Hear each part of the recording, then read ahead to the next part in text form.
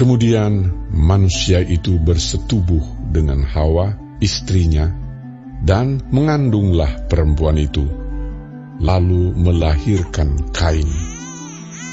Maka kata perempuan itu, "Aku telah mendapat seorang anak laki-laki dengan pertolongan Tuhan." Selanjutnya dilahirkannyalah Habel, adik Kain. Dan Habel menjadi gembala kambing domba, Kain menjadi petani. Setelah beberapa waktu lamanya, maka Kain mempersembahkan sebagian dari hasil tanah itu kepada Tuhan sebagai korban persembahan. Habel juga mempersembahkan korban persembahan dari anak sulung kambing dombanya, yakni lemak-lemaknya. Maka Tuhan mengindahkan Habel dan korban persembahannya itu. Tetapi Kain dan korban persembahannya tidak diindahkannya. Lalu hati Kain menjadi sangat panas dan mukanya muram. Firman Tuhan kepada Kain, "Mengapa hatimu panas dan mukamu muram? Apakah mukamu tidak akan berseri jika engkau berbuat baik? Tetapi jika engkau tidak berbuat baik, dosa sudah mengintip di depan pintu. Ia sangat menggoda engkau, tetapi engkau harus berkuasa atasnya." Kata Kain kepada Habel adiknya, "Marilah kita pergi ke padang." Ketika mereka ada di padang, tiba-tiba Kain memukul Habel adiknya itu, lalu membunuh dia. Firman Tuhan kepada Kain, "Di mana Habel, adikmu itu?" Jawabnya, "Aku tidak tahu. Apakah aku penjaga adikku?" Firman-Nya, "Apakah yang telah kau perbuat ini? Darah adikmu itu berteriak kepadaku dari tanah. Maka sekarang terkutuklah engkau. Terbuang jauh dari tanah yang mengangakan mulutnya untuk menerima darah adikmu itu dari tanganmu. Apabila engkau mengusahakan tanah itu, maka tanah itu tidak akan memberikan hasil sepenuhnya lagi kepadamu. Engkau menjadi seorang pelarian dan pengembara di bumi." kata Kain kepada Tuhan, "Hukumanku itu lebih besar daripada yang dapat kutanggung. Engkau menghalau aku sekarang dari tanah ini, dan aku akan tersembunyi dari hadapanmu. Seorang pelarian dan pengembara di bumi. Maka barang siapa yang akan bertemu dengan aku,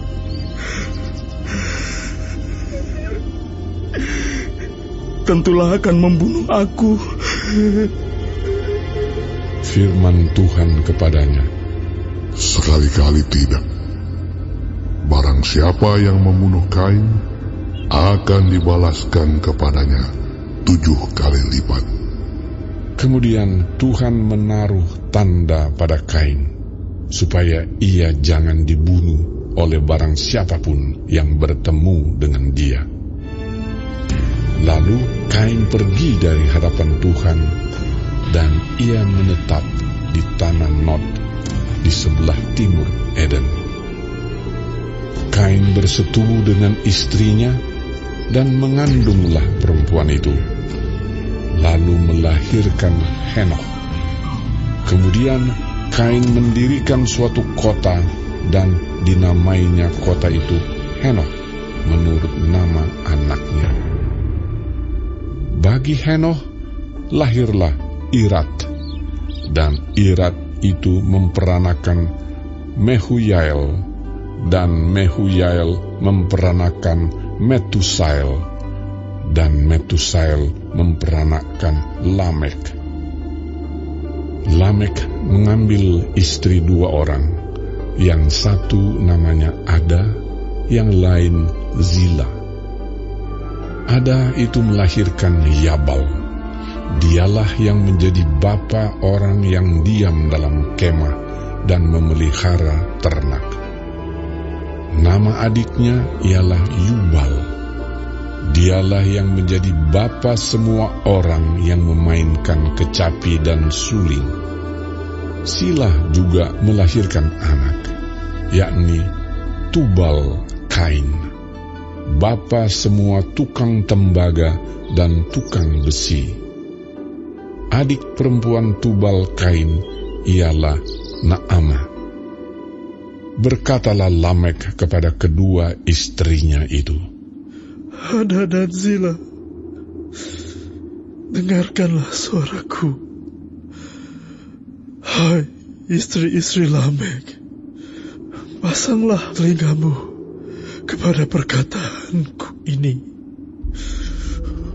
Aku telah membunuh seorang laki-laki karena ia melukai aku, membunuh seorang muda karena ia memukul aku sampai bengkak.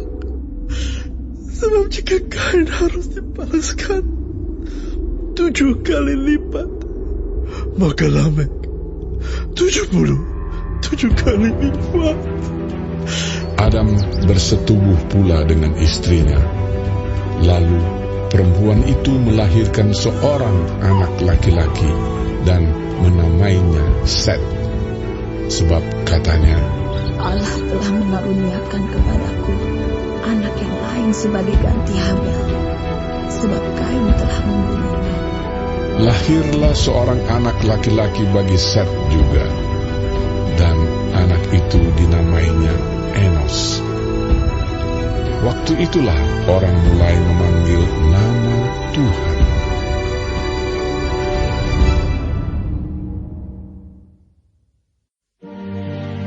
Inilah daftar keturunan Adam. Pada waktu manusia itu diciptakan oleh Allah, dibuatnyalah dia menurut rupa Allah. Laki-laki dan perempuan diciptakannya mereka. Ia memberkati mereka dan memberikan nama manusia kepada mereka pada waktu mereka diciptakan. Setelah Adam hidup 130 tahun, ia memperanakkan seorang laki-laki menurut rupa dan gambarnya, lalu memberi nama Set kepadanya. Umur Adam setelah memperanakkan Set 800 tahun, dan ia memperanakkan anak-anak lelaki dan perempuan. Jadi Adam mencapai umur 930 tahun, lalu ia mati. Setelah Set hidup 105 tahun, ia memperanakkan Enos. Dan Set masih hidup 807 tahun setelah ia memperanakkan Enos, dan ia memperanakkan anak-anak lelaki dan perempuan. Jadi Set mencapai umur 912 tahun, lalu ia mati. Setelah Enos hidup 90 tahun, ia memperanakkan Kenan. Dan Enos masih hidup 815 tahun setelah ia memperanakkan Kenan, dan ia memperanakkan anak-anak lelaki dan perempuan. Jadi Enos mencapai umur 905 tahun, lalu ia mati. Setelah Kenan hidup 70 tahun, ia memperanakkan Mahalaleel. Dan Kenan masih hidup 840 tahun setelah ia memperanakkan Mahalaleel, dan ia memperanakkan anak-anak lelaki dan perempuan. Jadi Kenan mencapai umur 910 tahun, lalu ia mati. Setelah Mahalaleel hidup 65 tahun, ia memperanakkan Yared. Dan Mahalaleel masih hidup 830 tahun setelah ia memperanakkan Yared, dan ia memperanakkan anak-anak lelaki dan perempuan. Jadi Mahalaleel mencapai umur 895 tahun, lalu ia mati. Setelah Yared hidup 162 tahun, ia memperanakkan Henokh. Dan Yared masih hidup 800 tahun setelah ia memperanakkan Henokh. Dan ia memperanakkan anak-anak lelaki dan perempuan. Jadi Yared mencapai umur 962 tahun, lalu ia mati. Setelah Henokh hidup 65 tahun, ia memperanakkan Metusalah. Dan Henokh hidup bergaul dengan Allah selama 300 tahun lagi setelah ia memperanakkan Metusalah, dan ia memperanakkan anak-anak lelaki dan perempuan. Jadi Henokh mencapai umur 365 tahun. Dan Henokh hidup bergaul dengan Allah, lalu ia tidak ada lagi, sebab ia telah diangkat oleh Allah. Setelah Metusalah hidup 187 tahun, ia memperanakkan Lamek. Dan Metusalah masih hidup 782 tahun setelah ia memperanakkan Lamek, dan ia memperanakkan anak-anak lelaki dan perempuan. Jadi Metusalah mencapai umur 969 tahun, lalu ia mati. Setelah Lamek hidup 182 tahun, ia memperanakkan seorang anak laki-laki dan memberi nama Nuh kepadanya. Katanya, anak ini akan memberi kepada kita penghiburan dalam pekerjaan kita yang penuh susah payah di tanah yang telah terkutuk oleh Tuhan. Dan Lamek masih hidup 595 tahun setelah ia memperanakkan Nuh, dan ia memperanakkan anak-anak lelaki dan perempuan. Jadi Lamek mencapai umur 777 tahun, lalu ia mati. Setelah Nuh berumur 500 tahun, ia memperanakkan Sem, Ham, dan Yafet.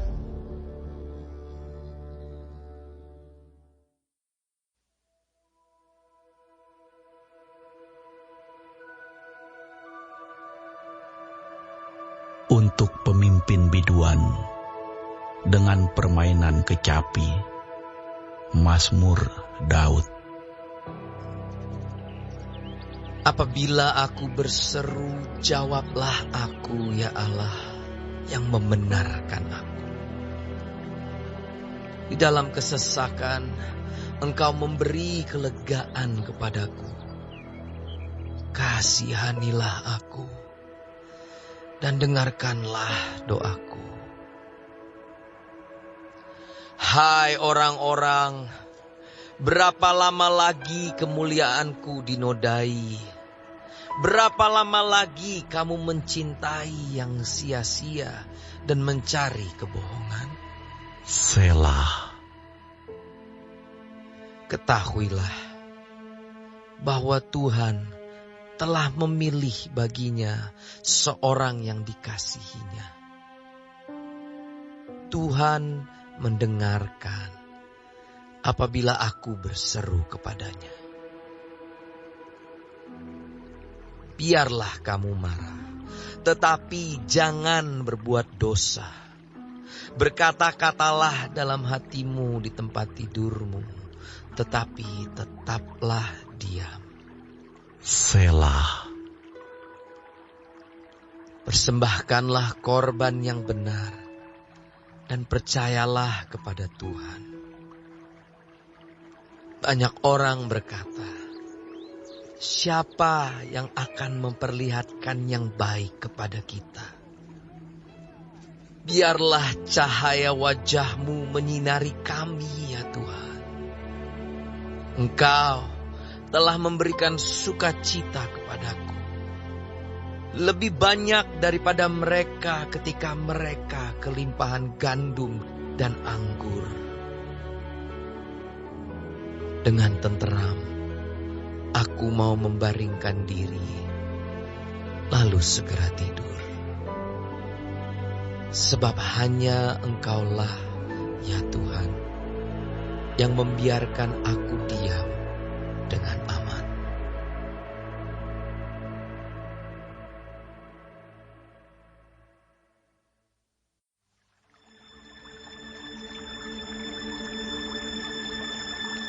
Lebih baik seorang miskin yang bersih kelakuannya daripada seorang yang serong bibirnya lagi bebal.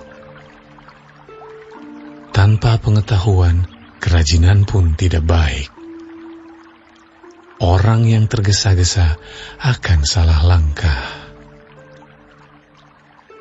Kebodohan menyesatkan jalan orang, lalu gusarlah hatinya terhadap Tuhan.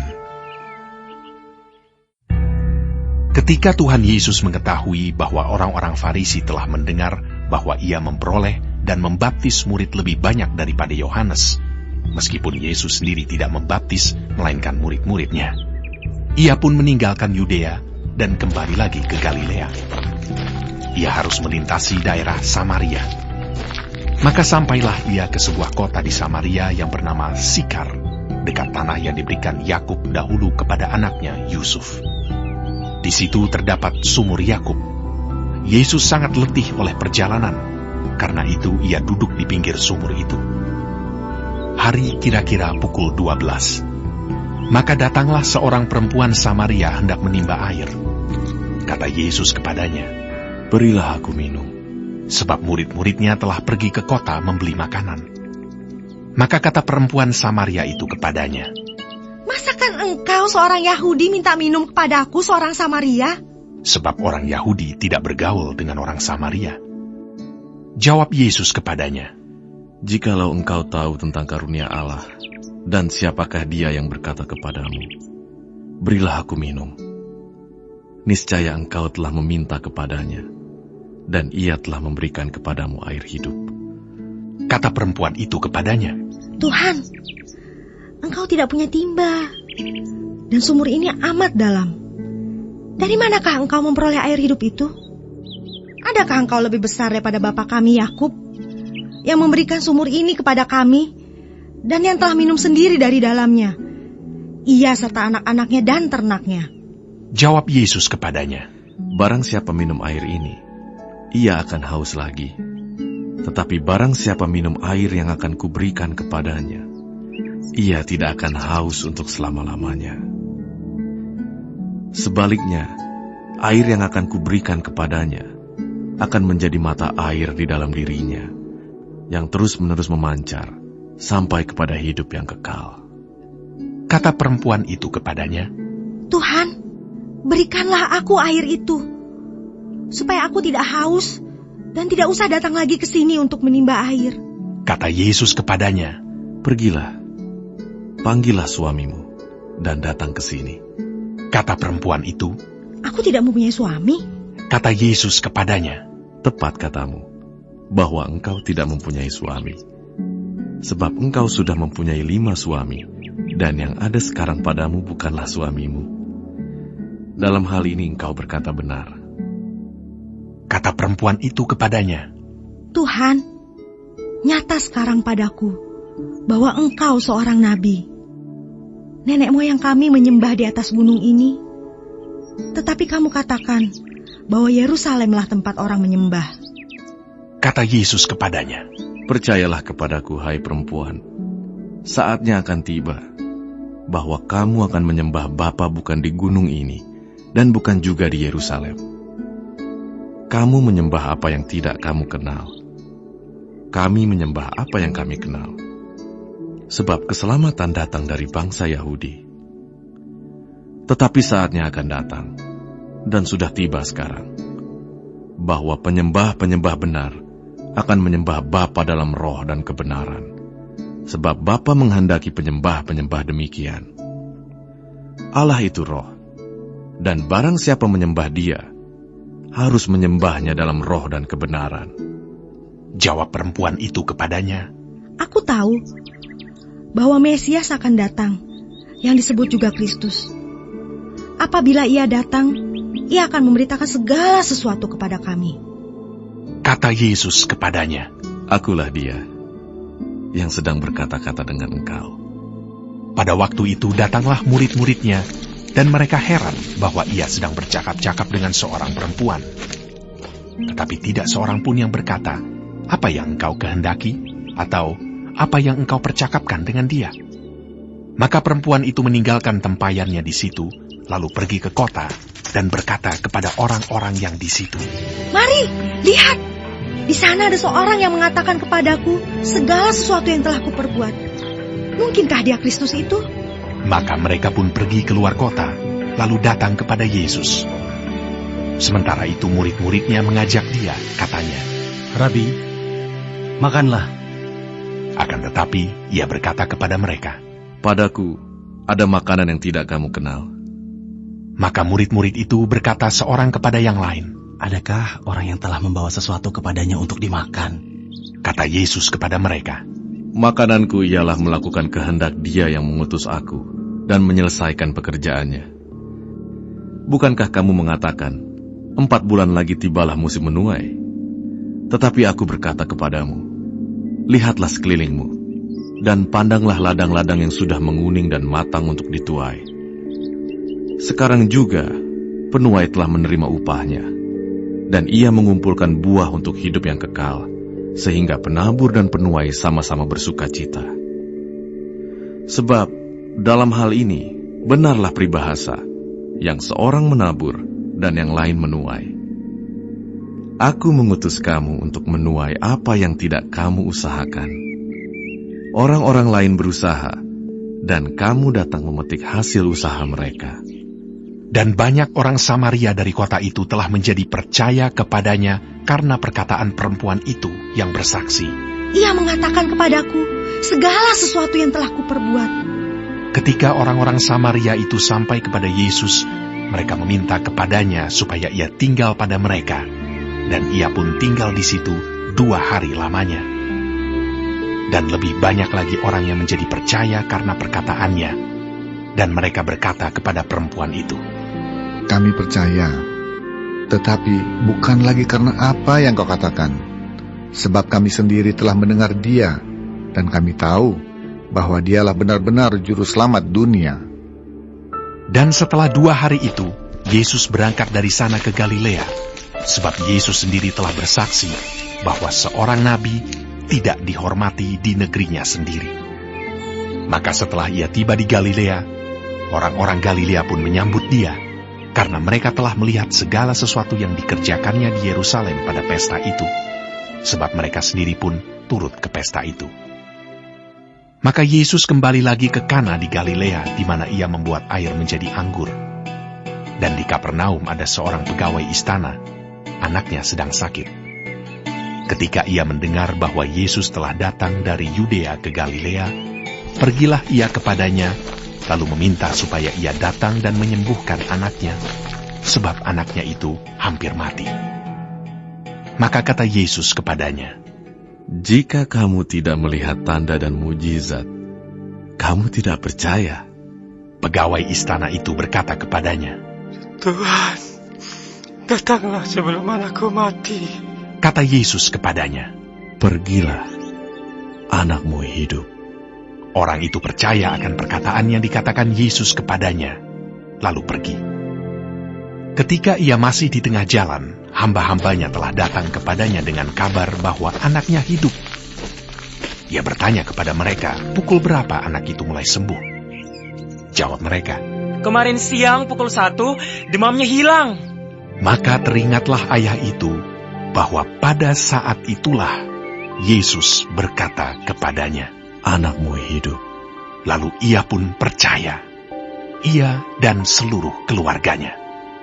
Dan itulah tanda kedua yang dibuat Yesus ketika ia pulang dari Yudea ke Galilea.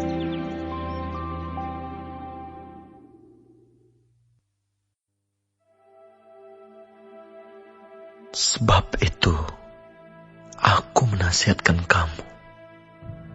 Aku, orang yang dipenjarakan karena Tuhan, supaya hidupmu sebagai orang-orang yang telah dipanggil, berpadanan dengan panggilan itu.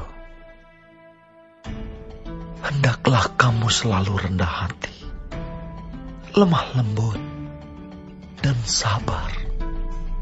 Tunjukkanlah kasihmu dalam hal saling membantu. Dan berusahalah memelihara kesatuan roh oleh ikatan damai sejahtera.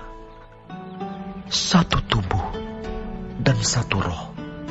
Sebagaimana kamu telah dipanggil kepada satu pengharapan yang terkandung dalam panggilanmu.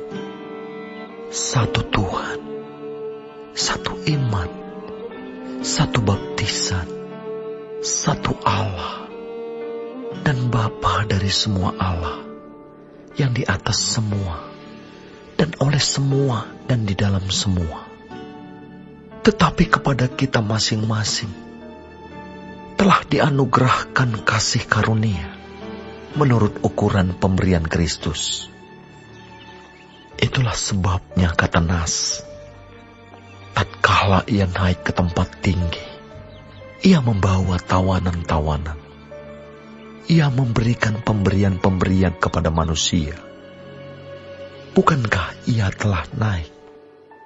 Berarti bahwa ia juga telah turun ke bagian bumi yang paling bawah.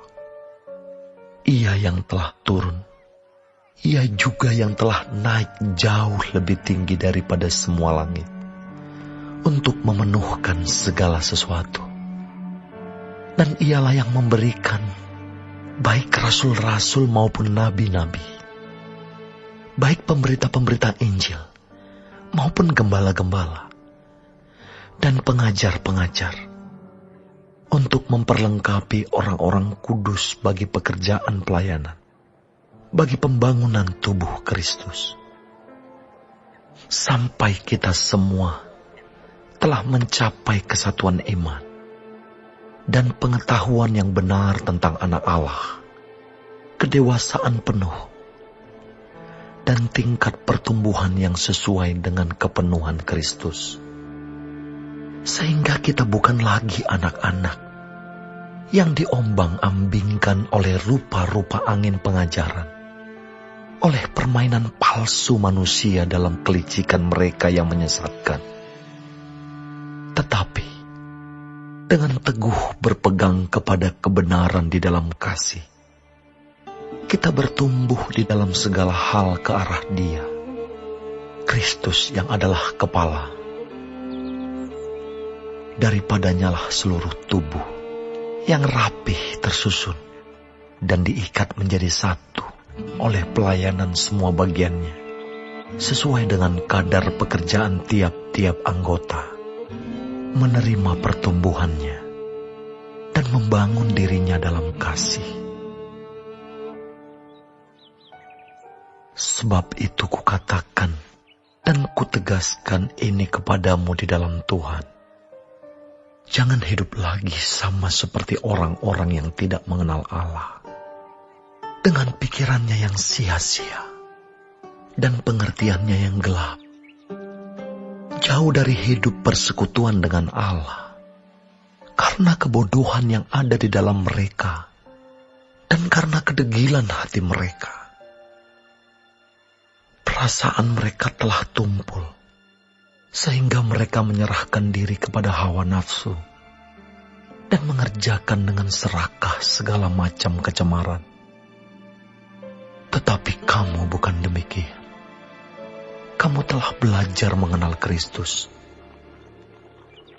karena kamu telah mendengar tentang Dia dan menerima pengajaran di dalam Dia, menurut kebenaran yang nyata dalam Yesus, yaitu bahwa kamu berhubung dengan kehidupan kamu yang dahulu harus menanggalkan manusia lama yang menemui kebinasaannya oleh nafsunya yang menyesatkan, supaya kamu dibaharui di dalam roh dan pikiran, dan mengenakan manusia baru yang telah diciptakan menurut kehendak Allah di dalam kebenaran dan kekudusan yang sesungguhnya. Karena itu, buanglah dusta dan berkatalah benar seorang kepada yang lain, karena kita adalah sesama anggota. Apabila kamu menjadi marah, janganlah kamu berbuat dosa. Janganlah matahari terbenam sebelum padam amarahmu, dan janganlah beri kesempatan kepada iblis. Orang yang mencuri, janganlah ia mencuri lagi, tetapi baiklah ia bekerja keras dan melakukan pekerjaan yang baik dengan tangannya sendiri, supaya ia dapat membagikan sesuatu kepada orang yang berkekurangan. Janganlah ada perkataan kotor keluar dari mulutmu, tetapi pakailah perkataan yang baik untuk membangun, di mana perlu, supaya mereka yang mendengarnya beroleh kasih karunia. Dan janganlah kamu mendukakan Roh Kudus Allah yang telah memeteraikan kamu menjelang hari penyelamatan. Segala kepahitan, kegeraman, kemarahan, pertikaian, dan fitnah hendaklah dibuang dari antara kamu. Demikian pula segala kejahatan. Tetapi hendaklah kamu ramah seorang terhadap yang lain, penuh kasih mesra, dan saling mengampuni, sebagaimana Allah di dalam Kristus telah mengampuni kamu.